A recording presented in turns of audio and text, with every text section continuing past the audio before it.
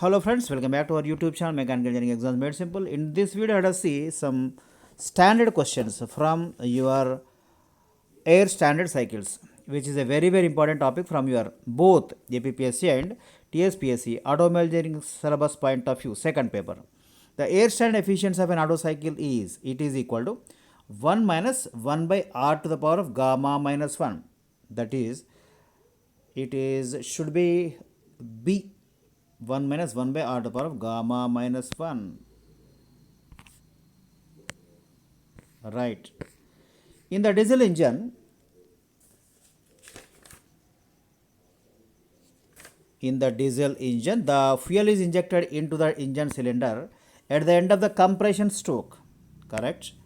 In the suction stroke, the air at atmospheric pressure and temperature is sucked into a cylinder, and after that compression stroke, then after that power stroke, are also called expansion stroke, and then finally exhaust stroke, right? So normally your fuel is injected in both the SI and C engines at the end of the compression stroke. That is the correct answer. The wet bulb temperature is a measure of dash humidity, normal, specific, absolute or relative. It is actually relative humidity. It is relative humidity. What is the relative humidity? It is the amount of water vapor present in the air at the particular temperature by the maximum amount of water vapor that can be held by the atmospheric air at the same temperature. That is your relative humidity. We see this is a very important parameter from the weather report point of view. Okay friends, that is relative humidity. Alright. In air conditioning system, the quantity of free air required per person is usually taken as. So actually friends, this question is given because actually there is something called air conditioning. Okay, in your APPSC syllabus, there is something called automobile air conditioning. This is a very important parameter actually. So how much air should be required for a person? Okay, normally how much is comfortable air rate to be circulated in the your say, let us say in your car or whatever automobile. So how much it should be? It should be, is it 5 meter cube per minute or 1.2 or 3 meter cube per minute or 0.8 meter cube per minute? Actually it should be 1.2 meter cube per minute. You know that what is the density of air, atmospheric air? It is approximately 1 kg per meter cube. To be specific, it is 1.1 something like that. Which of the following is a constant volume cycle? So Brayton cycle is constant pressure cycle. It is not constant pressure cycle. Actually, it is used in gas turbines. Carnot cycle is a reversible cycle. Diesel cycle is called constant pressure cycle. And your Otto cycle is a constant volume cycle because heat is added at a constant volume. So this name is given at which in which process your by which process the heat is added. Accordingly, it is given as constant volume cycle, constant pressure cycle. Then dual cycle means it will be added at both constant volume initially and then constant pressure finally. Otto cycle consists of, what are these processes? Okay, actually two constant volume and two adiabatic process. They are reversible adiabatic process or isentropic process. Two constant volume and two reversible adiabatic processes are isentropic process. 3 meter cube per minute compressor means, what is the meaning of this? Once again, this is also part of the question from your automobile air conditioning. It is not there in your TSPSC syllabus specifically, but it must be included. You can take questions can be asked from that automobile air conditioning in TSPSC also. 3 meter cube per minute compressor means that, what is the meaning of this? Its meaning is actually delivers 3 meter cube per minute of compressed air at delivery pressure. Actually suction pressure and delivery pressures are different in a compressor. So at the delivery pressure, how much it is delivering, that means volume rate per minute. 3 meter cube per minute of compressed air is delivered at delivery pressure. That's the meaning. Next, a diesel engine has a compression ratio. So in different books it is given different. Actually normally 6 to 10 is the compression ratio range used in your auto cycle or SI engines or petrol engines, and 12 to 20 is the compression ratio used in diesel cycle or compression ignition engines or diesel engines. So it should be compression ratio in diesel engine, it should be varying from it is given here that 15 to 25. So he has gone on a high side, 12 to 20 is normal range, but he has gone a little bit higher side, 15 to 25, right? You can take it. This is too high, 25 to 40 is too high, and 6 to 10 is too less. 10 to 15 also normally it will be used in your petrol engine, 6 to 12. So the nearest answer is 15 to 25. The compression ratio in an automotive diesel engine. So here once again same is being asked, friends, same question, maybe because it is from different recruitment 2012. Once again same question is repeated, but here the options are different. The compression ratio in an automotive diesel engine is normally it is 22:1. It is actually, it is not compression ratio, it should be air fuel ratio, I think. Air fuel ratio, air 22 parts and 1 is the fuel or diesel part. So I think that should be the correct answer, but anyhow compression ratio also varies from 12 to 22. I think that should be on the maximum side. Okay, no, okay, fine. So when the engines are built to withstand the same thermal and mechanical stresses, it should not be stresses, right? Okay, let us check it for, okay, when the engines are built to withstand the same thermal and mechanical stresses.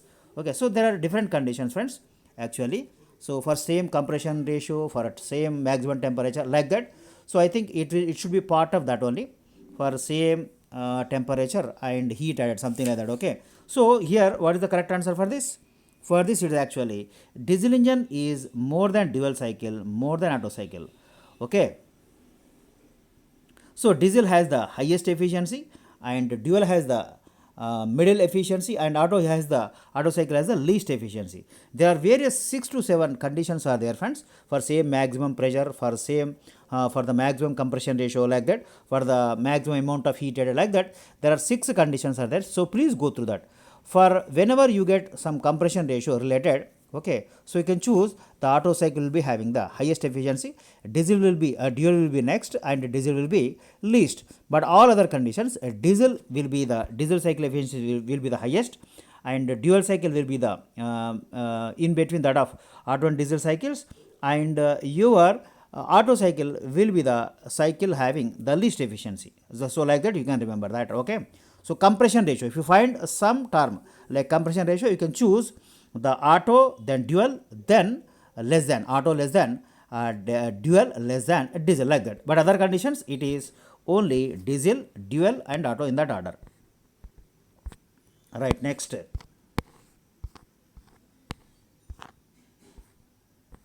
For a given compression ratio, as the mixture is made progressively rich from lean, the mean effective pressure. So there are different formulae for mean effective pressure.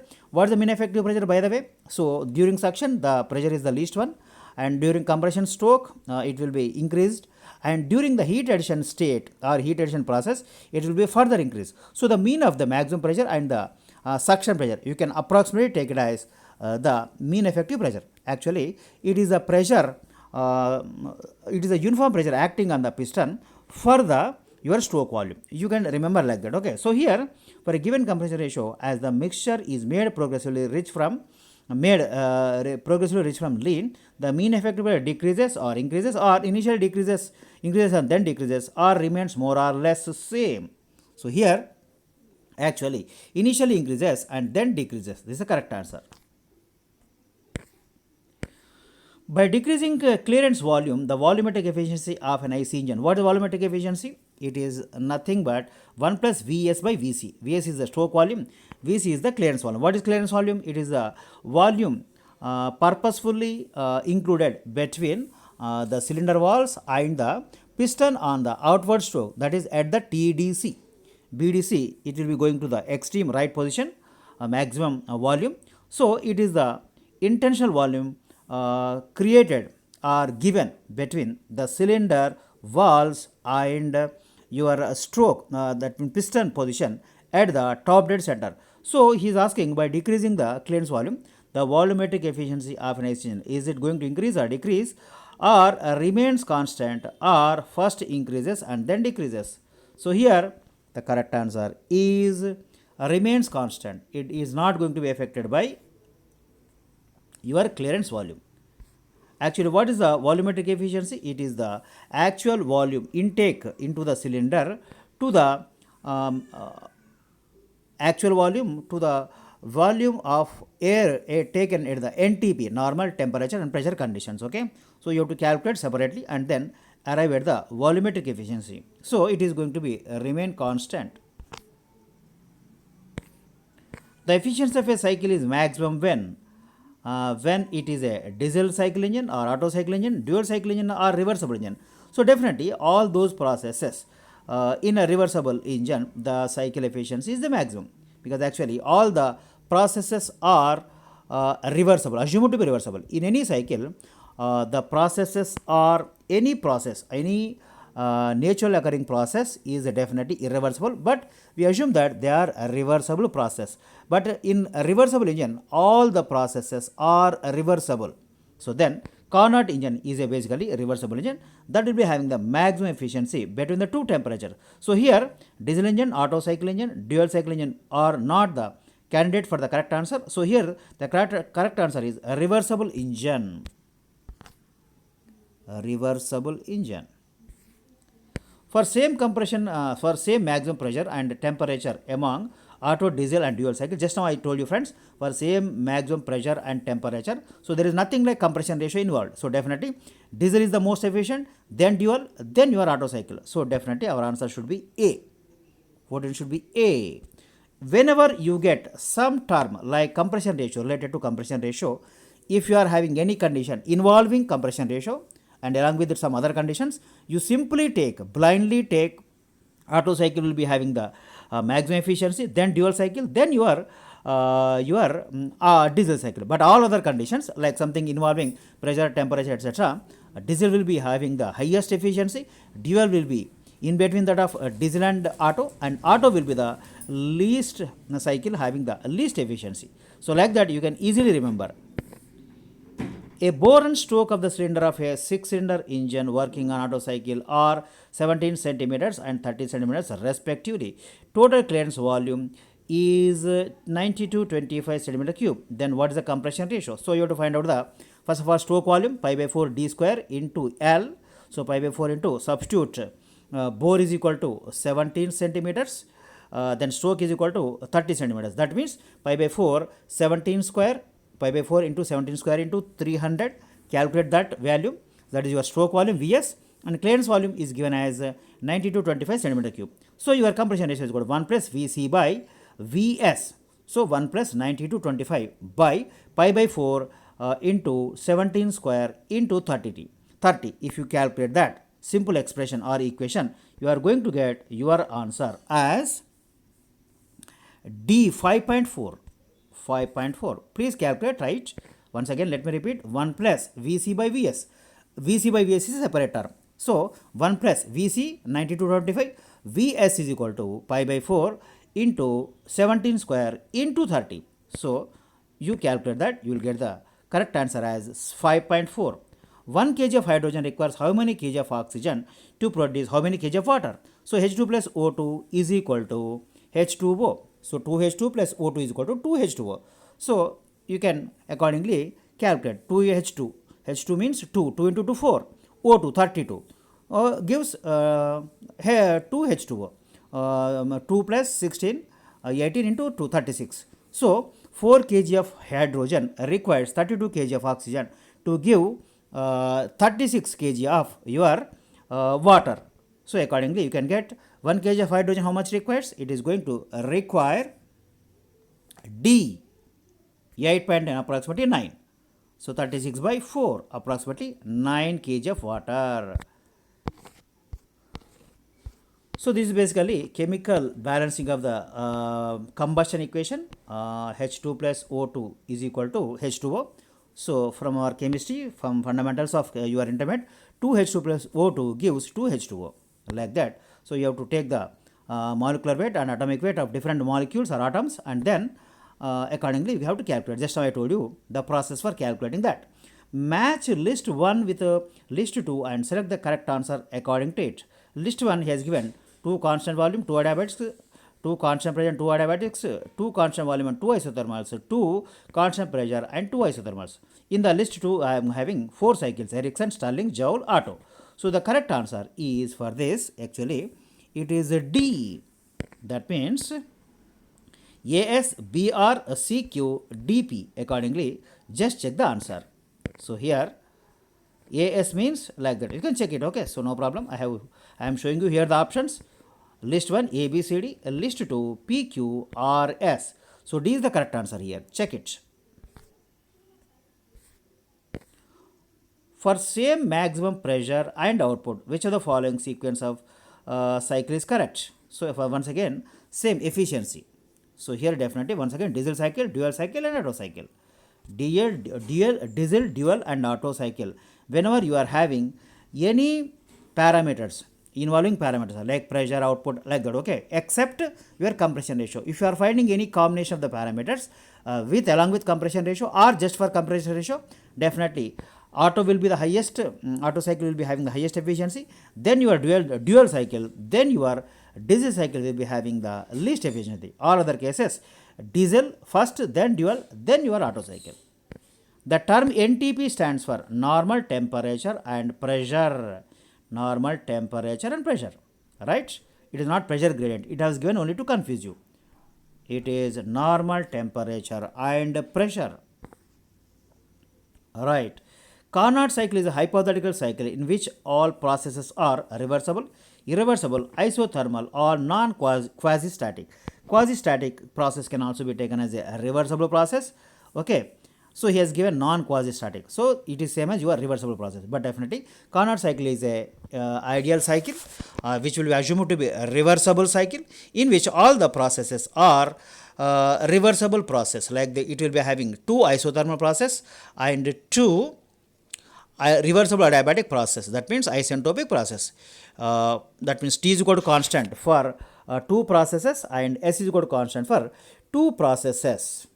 Okay, like that. Reversible. Right. Efficiency of a Carnot engine with T1 is equal to 200 degrees centigrade and T2 is equal to, I am just, this is missing. So here T2 is equal to 30 degrees. Okay, here it is given.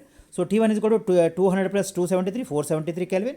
You have to convert into Kelvin necessarily without fail. Otherwise, you are going to get the wrong answers. T2 is equal to 30 plus 273, 303 degree Kelvin.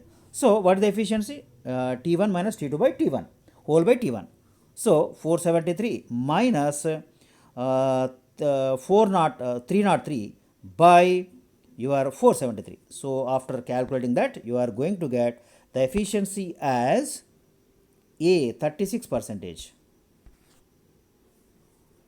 So 170 in the denominator you are going to get. So 473 minus 303 by your 170 into 100, of course, that is the efficiency. 36% you are going to get the correct answer. Right, friends? Next, a Brayton cycle is used in where? Is it Francis turbine, gas turbine, IC engines or steam turbine? Steam turbine, no. Francis turbine is a hydraulic turbine. Steam turbine is after all, it's a steam turbine. The working fluid is steam. And IC engines, they are definitely not used in gas turbines. So Brayton cycle is used in gas turbines. That is the correct answer. Brayton cycle is used in the gas turbines. So what are the process involved in the gas turbine? That is your Brayton cycle. So 2 constant pressure process and 2 reversible adiabatic process. That means first compression at reversible adiabatic, isentropic compression, followed by constant pressure heat addition, then followed by reversible adiabatic or isentropic expansion, then followed by constant pressure heat rejection. So this is mostly used in gas turbines which are used in aviation. Okay, friends, in this video we have seen few direct and important questions, straight away questions from your air cycles, air standard cycles. So definitely if you go through the total number of questions, etc., number of questions were asked and most of the questions were asked in APPSC, AMVI only for your 2009, 12 and even 19 also, right? So let us see in the next video some more important questions from your previously asked requirements for your APPSC and TSPSC. Let us meet in the next video. See you all.